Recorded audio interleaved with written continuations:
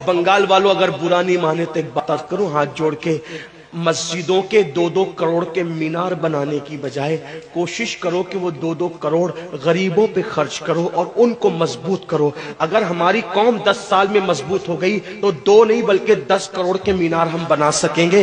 اس لیے میری گزارش ہے، جلسوں کے خرچے بھی کم کرو، شادیوں کے خرچے بھی کم کرو اور سب خرچے کم کر کے اپنی قوم کو مضبوط کرو۔ حضور علیہ السلام اسی لیے تشریف لائے تھے۔ تو دیندار بنو، مالدار بنو، اور نمبر 3 ایجوکیشن پہ بہت محنت کرو۔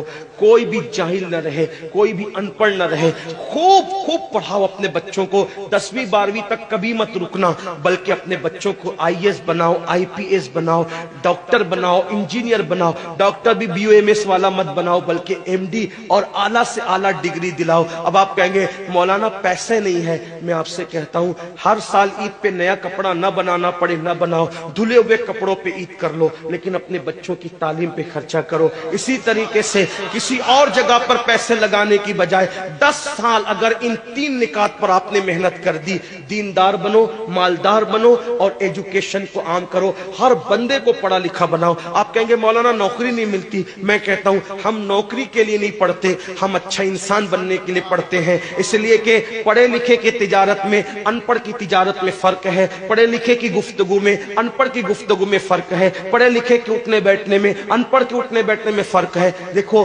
آپ یہ نہیں کہتا ہوں کہ آپ سب ان پڑھو، لیکن ایک بات آپ سے کہتا ہوں، محفل میں پڑھے لکھوں کا انداز اور ہوتا ہے، ان پڑھ لوگوں کا انداز اور ہوتا ہے۔ کھانے میں، پینے میں، اٹھنے میں، بیٹھنے میں تعلیم کو عام کرو، دنیا بھی پڑھاؤ، آخرت بھی پڑھاؤ۔ اپنے بچوں کو اتنا علم دو کہ وہ مسلمان رہے، سچے مسلمان رہے، اور اپنی بچیوں کو بھی اتنا علم دو سچی پکی مسلمان رہے، اور اسکول، کالج، یونیورسٹی میں اعلیٰ سے اعلیٰ تعلیم دلاؤ۔ اور یاد رکھنا غربت کا بہانہ مت بناؤ۔ بیٹیا کی شادی ہوتی ہے تو لاکھوں روپے کہاں سے آتے ہیں، اور آپ سے کہتا ہوں 8 گھنٹے محنت کرنے کی بجائے 16 گھنٹے محنت کرو، محنت میں پیچھے مت ہٹو، اپنے بچوں کو پڑھاؤ۔ صرف 10-12 سال ہندوستان کے تمام مسلمان محنت کر کے اپنے بچوں پہ محنت کر لیں، کوشش کر لیں، کاوش کر لیں، تو دیکھنا نقشہ بدل جائے گا۔ یہ بھی آپ سے کہتا ہوں، ایک بات کہتا ہوں، منع نہیں کر رہا ہوں، اگر مجھ سے غلطی ہو تو میرے علماء اصلاح کریں گے، آپ میری ذات کو دیکھ کے قبول نہیں کرنا۔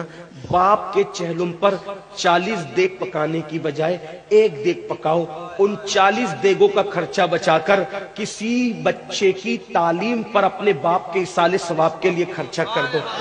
پیر صاحب کے مزار پر 1 لاکھ کی چادر لا کے ڈالنے کی بجائے 100 روپے کی چادر ڈال دو، باقی کے پیسے بچا کر غریبوں کی تعلیم پہ خرچہ کر دو۔ پیر صاحب کے ایصال ثواب کے لیے وہ اس 1 لاکھ کی چادر سے جتنا خوش ہوں گے، وہ 100 روپے کی چادر سے بھی اس سے زیادہ خوش ہوں گے، کیونکہ آپ نے کسی کو اٹھا دیا، کسی کو آپ نے ترقی پہ لے گئے۔ ایک بات کہتا ہوں، میرا پیر جنتی ہے تو میرے پیر کو میری 1 لاکھ کی چادر سے کیا غرض، اس کو تو جنت میں اس سے بہتر لباس مل چکا ہے، اس کو تو 1 لاکھ کا اس سے بہتر لباس مل چکا ہے۔ تو یہ باتیں تلخ لگے معاف کرنا، لیکن آپ سے ایک بات کہتا ہوں، رسومات سے نکلو، حقیقتوں کی طرف آؤ، رسومات سے نکلو، سچائیوں کی طرف آؤ۔ ایک دوسرے کو گرانے کی کوشش مت کرو، ایک دوسرے کو اٹھانے کی کوشش کرو، آپس کے جھگڑے ختم کرو۔ تیرا سلسلہ بڑا، میرا سلسلہ بڑا، تیری برادری بڑی، میری برادری بڑی، تیرا پیر بڑا، میرا پیر بڑا۔